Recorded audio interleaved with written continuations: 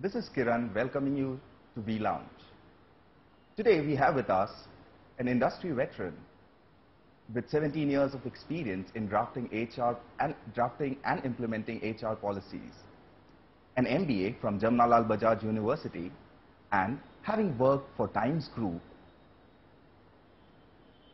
I present to you Sagarika Kantaria from Radio City. She is the Chief People's Officer at Radio City. Thank you so much, Sagarika, for joining us today. It's a pleasure to have you here.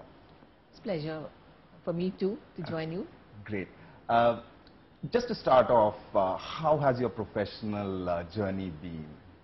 Oh, it's been very great. I mean, I would say from Times of India Group till today, it's been a learning experience for me.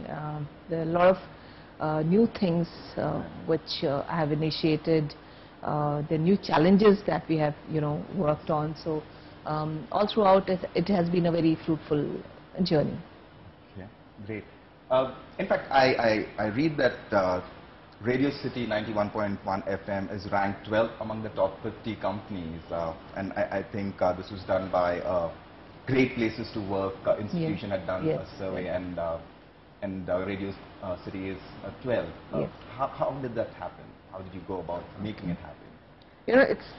It's not something which you achieve in a year's time. Sure. It's a lot of hard work, which not only from HR but from the entire top management, which has gone into it, into making Radio City a great place to work.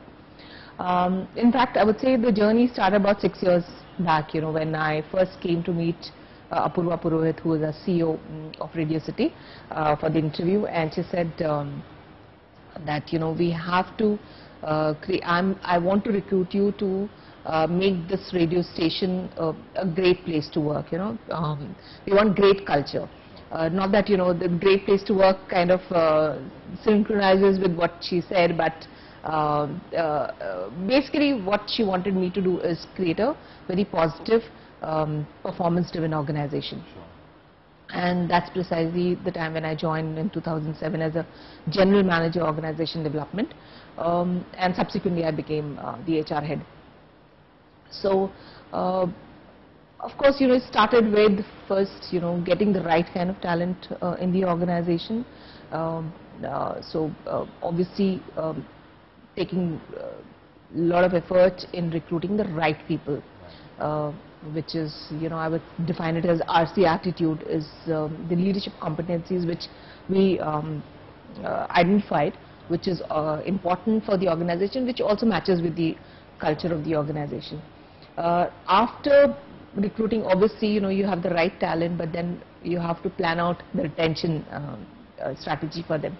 So what are the things which are important for any employee is basically what am I learning every day, what is my growth opportunity, and is the organization fair and transparent.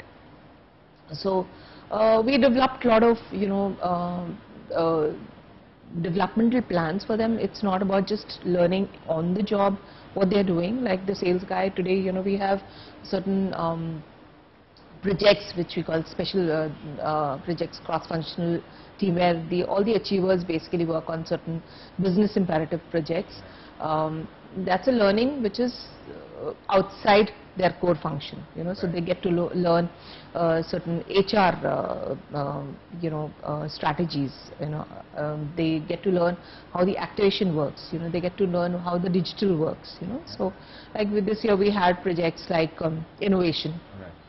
Then we had how to build pride in the organization. So this is the cross-functional team which worked together, analyzed a lot of data, what are the things what we are going to do to increase the pride in the organization, or what is, how do we, there were certain projects which came up for innovation. So we do keep doing things like that.